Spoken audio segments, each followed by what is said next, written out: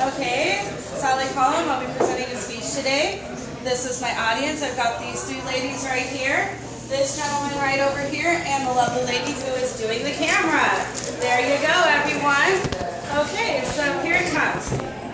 I'm scared that I'm not myself in here, and I'm scared that I am.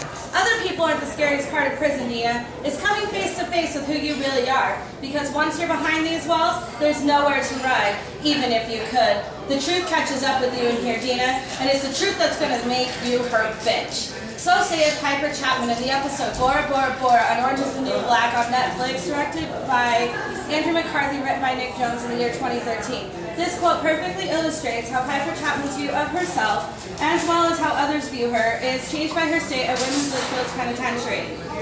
Piper Chapman, nice white lady or the craziest bitch at Litchfield? In this speech, I'll be exploring how Piper's clean-cut image is hiding one of the nastiest inmates at the camp. While Piper's life makes for great TV, it's a perfect example of what we shouldn't do in our own lives. In Chapter 7 in my textbook, Real Communication Introduction by O'Hare and Lehman, Boston, Bedford, St. Martin's outlines the relationship stages needed to maintain a healthy relationship. With Larry, she's already in the stable stage. They're engaged, they've been together for a while, and he's willing to support her while she's in prison. But she goes into prison, and due to the proximity and Alex being right there, they reinitiate, they re-explore, they re-intensify, and they rebond. But that relationship is never stable. Come on, they're in prison. It's not going to be.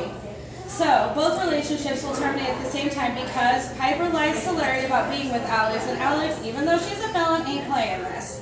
Okay, so today we're going to cover how Piper's selfish nature and naivety of her situation create the downward spiral that is her life. My first main point is Piper's romantic relationships with Larry and Alex. Piper's engaged to Larry, as I've said before. Because Alex is in prison with her, because of proximity, she decides to cheat on Larry with Alex, creating a lot of conflict. She chooses Larry to be the good little white girl, but he decides he can't trust her anymore.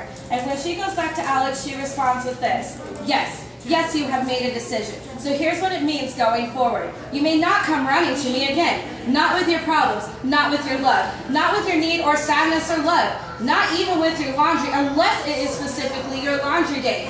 You may never come to me again, ever. She says this in the episode Can't Fix Crazy, which is at the end of the first season. It's written by Tara Herman and directed by Michael Trent. Now let's see how Piper handles the issues with her fellow inmates. Desperate to be liked and accepted, Piper constantly finds herself at odds with her environment and those living in it. In the first season, she is starved out by Red because she puts down the food. Larry's radio program, in order to keep things going with him and for him to further his own career, he gives out way too much information, therefore even alienating herself more with everyone else in the camp. And also it keeps Miss Claudette for getting her parole.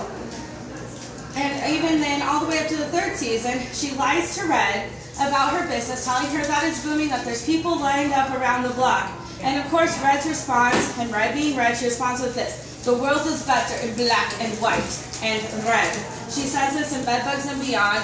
It's written by Jim D. Gray and Jordan Harrison, and it's been directed by Constantine Macris. Is the world indeed better in black and white? Today we covered Piper's relationships with both Larry and Alex, and Piper's relationships with her other inmates.